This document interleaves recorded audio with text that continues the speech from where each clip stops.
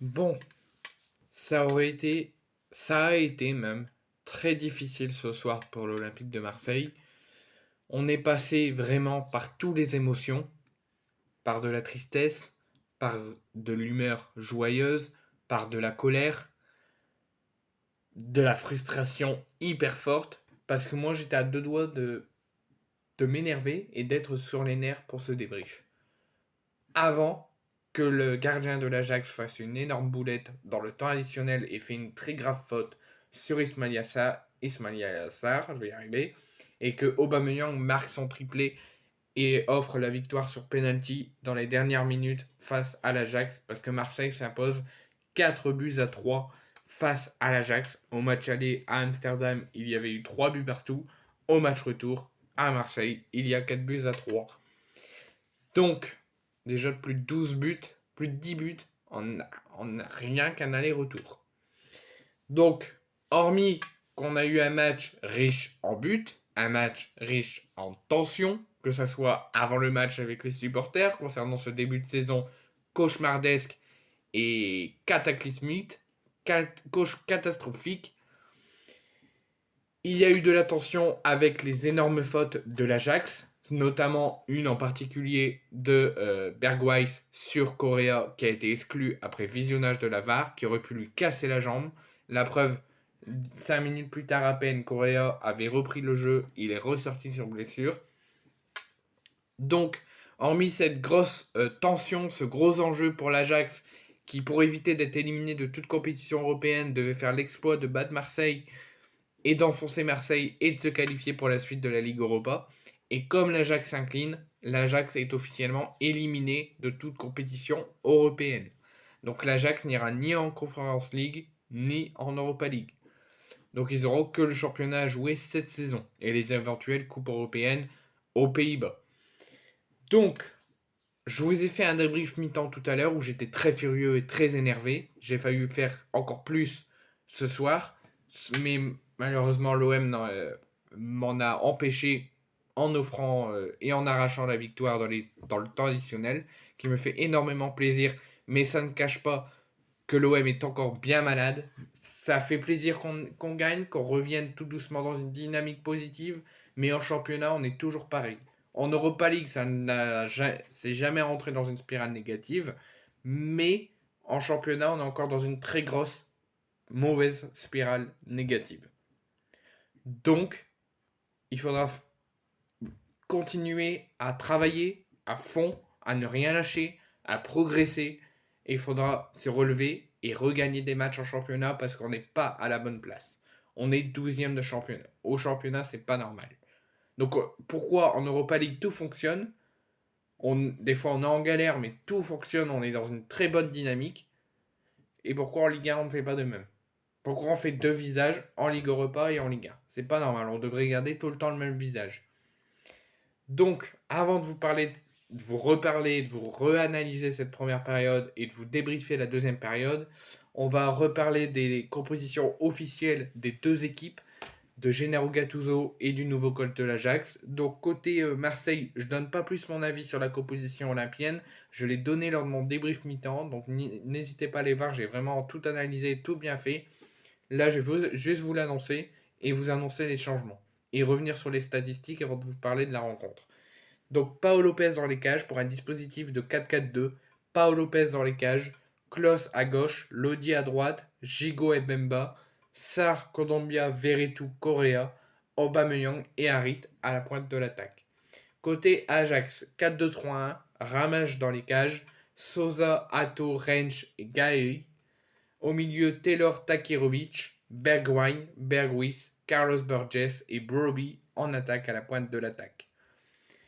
Sur le banc côté marseillais, il y avait Vitinha, Unai, Bamomente, Iliman Ndiaye, Murillo, Balerdi, Mouré, Bilal Nadir, Emran Soglo et Ruben Blanco. Côté Ajax, il y avait Akpom, Edin, Enyatson, Marta, Banel, Rouli, l'ancien gardien du Montpellier Hérault, Mendic, Mikotenze, Avila, Colts, Gauger et Setford. Gennaro Gattuso a sorti donc Correa sur blessure, remplacé par Iliman Ndiaye. Sortie de Lodi pour Murillo, sortie de Veretout, sortie d'Aubameyang et sortie d'Harit. Donc pour au total l'entrée de Unai, de Vitinha, de Bamomeite, d'Enjai et de Murillo. Au niveau des statistiques, l'OM a bien galéré, l'OM a été mis grandement en difficulté, mais au niveau des statistiques, des tirs et des tirs cadrés, l'OM est largement à son avantage, avec 18 tirs pour l'OM et 7 pour l'Ajax. Et sur les 7 tirs de l'Ajax, il y en a 6 cadrés et un seul pas cadré. Et côté olympien, il y en a 10 cadrés et 8 pas cadrés côté olympien. Et au niveau de la possession, il y a juste l'Ajax qui domine sur ce cas-là avec 53% de possession pour 47 pour l'OM. Donc avec cette victoire, l'OM est sûr de ne pas être relégué en Conference League en ce qui concerne les phases de poule. L'OM est actuellement, suite à la victoire de Brighton sur le terrain en Grèce d'Athènes, face à l'Aké Athènes. Marseille est premier en 5 journées avec 11 points pour 3 victoires, 2 nuls et 0 défaite. Brighton est deuxième avec 3 victoires, 1 nul, 1 défaite et 10 points. L'Aké Athènes est troisième avec 4 points. Et l'Ajax est dernier et éliminé de l'Europa League et ne sera pas relégué non plus en Conference League. Dernier avec 3 défaites, 2 nuls et 0 victoire pour 2 points. Donc actuellement, ce qui est sûr, ce qui est officiel, c'est que l'Ajax est officiellement éliminé de toute compétition européenne. L'Ajax n'ira ni en Conference League et ne poursuivra pas non plus l'Europa League, peu importe s'il gagne le dernier match face à l'AEK Athènes. Concernant Marseille, Marseille est sûr donc d'être européen quoi qu'il arrive au printemps prochain, donc à l'année prochaine, au mois de février, je crois. Et Marseille, ce qui est pas sûr, ce qui est sûr, c'est que l'OM est qualifié pour les huitièmes de finale. Mais il faudra battre Brighton absolument. L'OM sera en ballottage favorable suite à cette victoire. L'OM pourra se déplacer de façon plus sereine qu'il se serait déplacé si l'OM n'aurait pas gagné aujourd'hui. Parce que l'OM aurait été grandement en difficulté et aurait eu une très grosse pression dans 15 jours face à Brighton en Angleterre. L'OM aura 2 objectifs. L'OM est qualifié pour les barrages, quoi qu'il arrive. Pourquoi je dis ça? Parce que si l'OM s'impose face à Brighton dans 15 jours, l'OM ira directement en huitième de finale et terminera premier de son groupe. Mais l'OM se fait qualifier directement en barrage en cas de contre-performance et de défaite. Comme ça, Brighton, eux, finiront premier et seront qualifiés pour les huitièmes de finale. Mais l'OM, eux, seront deuxième et seront là pour la suite de la Ligue Europa au printemps prochain, mais devra passer par les barrages pour accéder aux huitièmes de finale. Donc ça sera un mini 16e de finale si l'OM perd le dernier match. Donc l'objectif de l'Olympique de Marseille, lors du prochain match, ça sera de battre, même dans une pression moins forte, ça sera toujours de prendre ce match avec un grand sérieux, de faire surtout attention à la défense et de battre Brighton. Ils ne seront pas éliminés, mais de les faire verser vers les barrages et Marseille de passer directement qualifié pour les huitièmes de finale. Parce que pour l'instant, l'OM est sûr de poursuivre en Europa League, ne sera pas relégué en Conference League, mais l'OM, ce qui est sûr, c'est que là pour l'instant ils sont officiellement en barrage, donc en cas de contre-performance ils joueront les barrages, mais si l'OM s'impose lors du dernier match, l'OM passera directement en huitième de finale. Donc l'OM est en ballottage favorable, il faudra bien être préparé, le prendre avec un grand sérieux, être compact, sérieux et appliqué pendant 90 minutes, et aller chercher la confortation de la première place du groupe et les huitièmes de finale. Sinon, si on refait ce même match, qu'on est encore en galère, qu'on n'est pas concentré et qu'on laisse trop de vide et qu'on n'arrive pas comme aujourd'hui, qu'on a eu de la chance à revenir, qu'on ne revient pas, l'OM devra jouer les barrages, sinon ça sera la relégation en Conference League.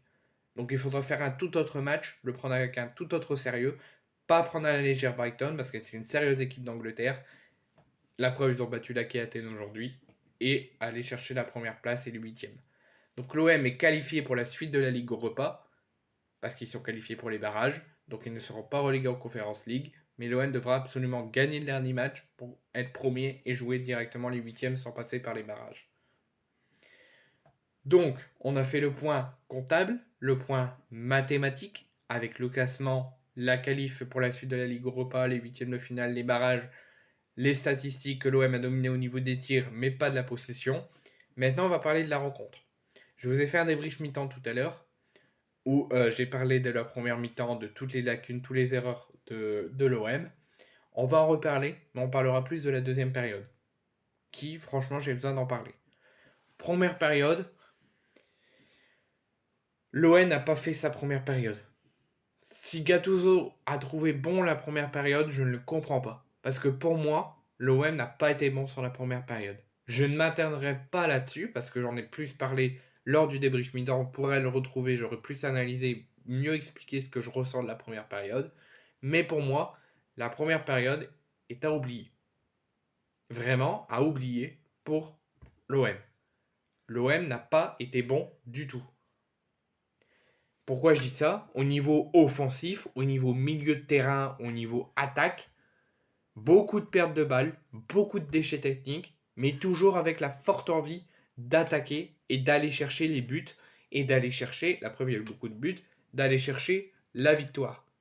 Donc, c'est pas excellent, même si l'offensivité a été bon, que l'OM n'a pas été dégueulasse au niveau offensif, il y a eu beaucoup trop d'erreurs techniques et beaucoup trop de déchets techniques. Et c'est ça qu'il faut vraiment travailler à l'entraînement, parce que ça va nous coûter des points et des buts, que ce soit en championnat ou en Ligue ou en Coupe d'Europe. Parce qu'on aura trop perdu la balle, on aura trop donné de contre-attaque à l'adversaire. La preuve, l'Ajax a marqué 3 buts, parce qu'on a trop laissé en attaquant il y a eu un blocage. De toute façon, il y a eu un gros blocage sur la première période de l'OM. Il y a eu quelque chose qui bloquait, que l'OM n'arrivait pas à dépasser. Parce que l'OM a contre-attaqué beaucoup, mais donnait derrière des contre-attaques à l'Ajax. Et la preuve, ils ont marqué. Donc, l'offensivité a fait son boulot, malgré quelques gros déchets techniques au niveau milieu de terrain et attaque. Mais, et qu'il faudra vraiment changer parce que ça va être compliqué pour la suite, sinon, du coup, l'Ajax repartait en contre-attaque. Mais la défense, par contre, la défense était nullissime. La défense n'existait pas. Il n'y avait pas 11 joueurs sur le terrain en première période. Il y avait 7 joueurs, ou 8 joueurs. Paolo Lopez qui pour moi a été bon, et s'il y a eu des erreurs, s'il a été mauvais, c'est à cause de la défense qui n'a pas fait son match. Surtout Gigot, il a fait beau tacle, bonne défense, mais plus en deuxième période qu'en première. En première période, il n'y a pas existé. Il a tout laissé passer, il a laissé les joueurs passer. Enfin, je sais pas, j'ai pas reconnu Gigot. Donc, hormis Paolo Lopez, peut-être Aubameyang qui j'ai trouvé mieux que lors des dernières performances, qui a fait un meilleur match, et c'est pas parce qu'il a marqué son triplé que je dis ça, franchement j'ai vu en première et deuxième une bonne performance d'Aubameyang, mais la défense, j'étais furieux, j'étais furax. Vous avez fait un non-match, vous n'avez pas existé, vous avez tout laissé passer, les Ajaxiens, il faut que je regarde combien de contre-attaques ils ont en première période, parce que c'est grâce à vous vous leur avez offert un cadeau de Noël en avance, de marquer des buts, de, de gêner Paolo Lopez et de tout laisser passer. La preuve, l'Ajax a marqué, parce que bah, vous défendez et hop, vous restez bloqué comme ça parce que vous avez laissé passer. Non, la défense, zéro. La défense, zéro. Première période, catastrophique pour la défense. Trop fébrile, trop laissé de passer, trop de cadeaux de Noël. Rien. Moi, je mets 0 sur 20 à la défense. La preuve, l'Ajax a eu l'occasion de tout passer. C'était vraiment des cadeaux de Noël. La preuve, ils ont marqué et on a été grandement en difficulté pour la suite.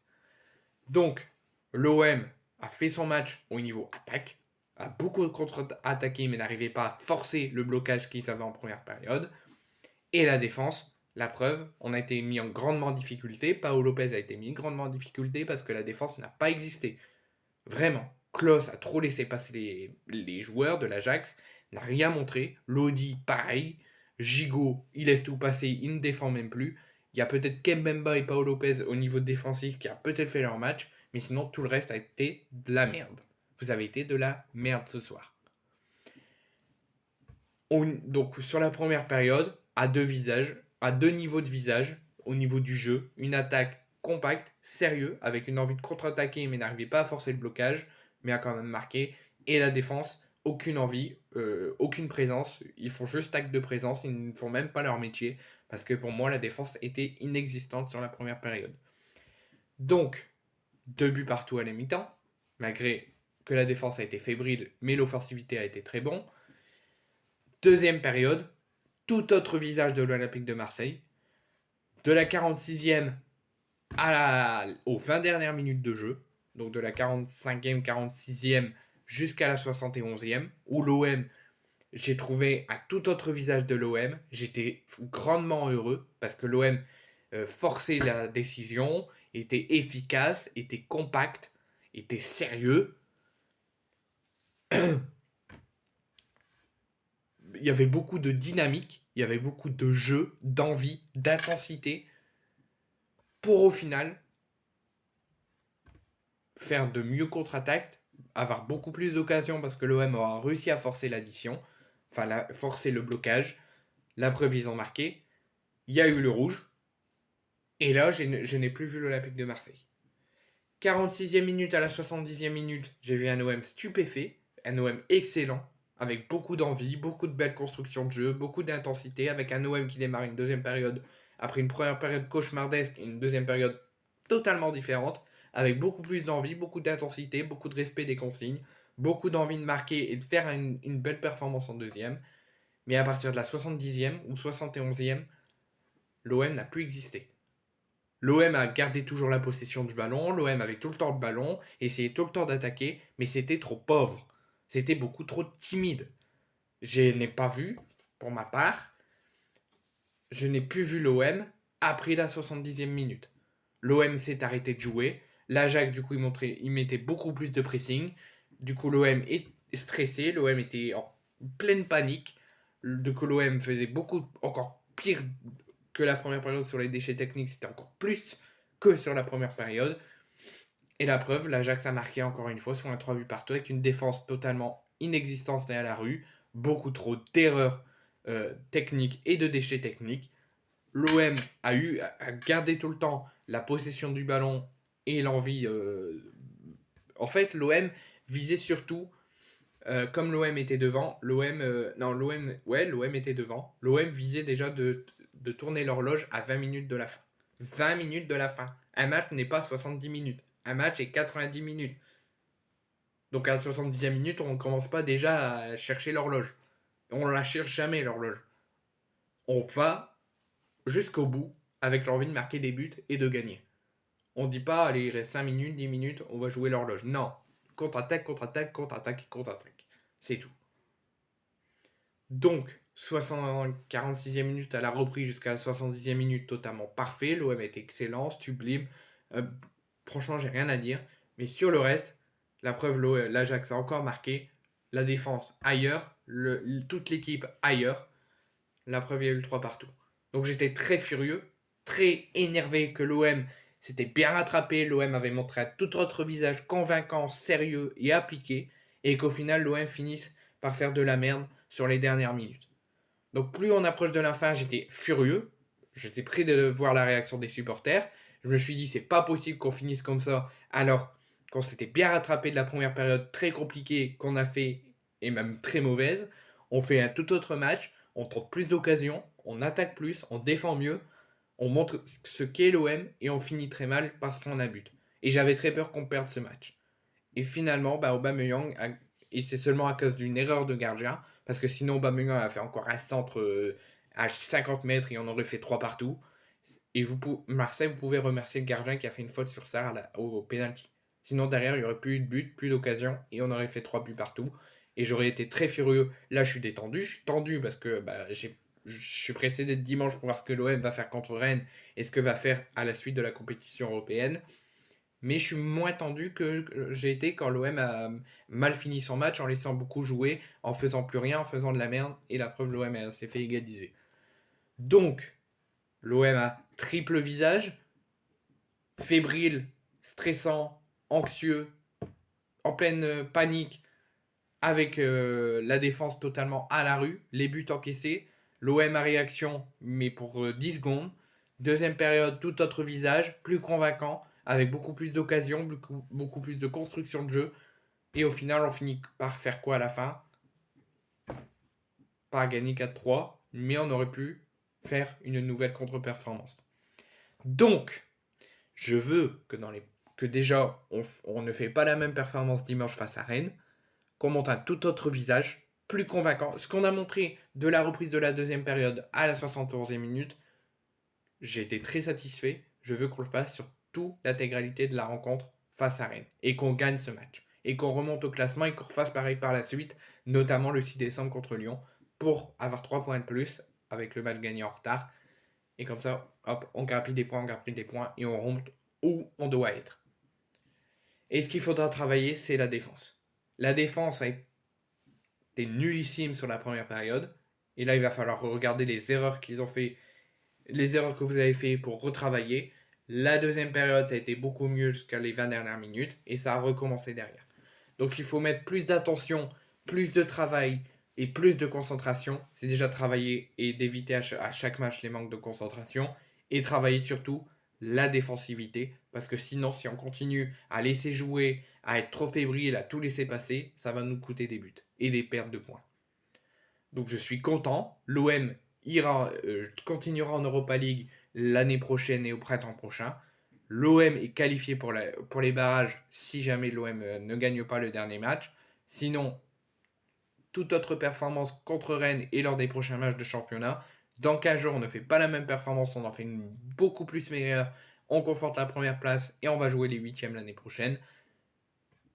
Et après, ça sera pas fait. Donc là, je reste méfiant. Il faut garder une extrême vigilance. Parce qu'on a beau continuer la bonne compétition européenne, on a beau continuer la bonne dynamique positive qu'on a en Coupe d'Europe, mais ça ne veut pas dire que derrière, faut rigoler, faut fêter ça. Non, là, faut pas fêter la qualif et la victoire. Faut aller retourner au travail dès demain ou pour préparer le prochain match et préparer Brighton dans 15 jours. Tout de suite, faut se préparer parce que dans une semaine, on va jouer tous les 3 jours. On va être fatigué, ça va jouer sur le physique, sur le mental. Il faut tout de suite travailler. Il faut avoir du repos ce soir et repartir directement au travail demain. Avec beaucoup plus d'intensité et d'efficacité. Pour éviter ces genres d'erreurs qu'on a fait aujourd'hui. Allez l'OM tout de même, à la vie et la mort, quoi qu'il arrive, qu'on s'effondre, qu'on finisse dernier de Ligue 1, qu'on va en Ligue 2, et peu m'importe. Je supporterai toujours le club. Mais je suis à moitié satisfait ce soir. Que il y a encore beaucoup de lacunes, beaucoup de choses à retravailler. On est à deux doigts d'être dans le mauvais sens des compétitions européennes. Mais il va falloir toujours se remettre en question, toujours repartir au travail, sinon ça va être compliqué pour la suite.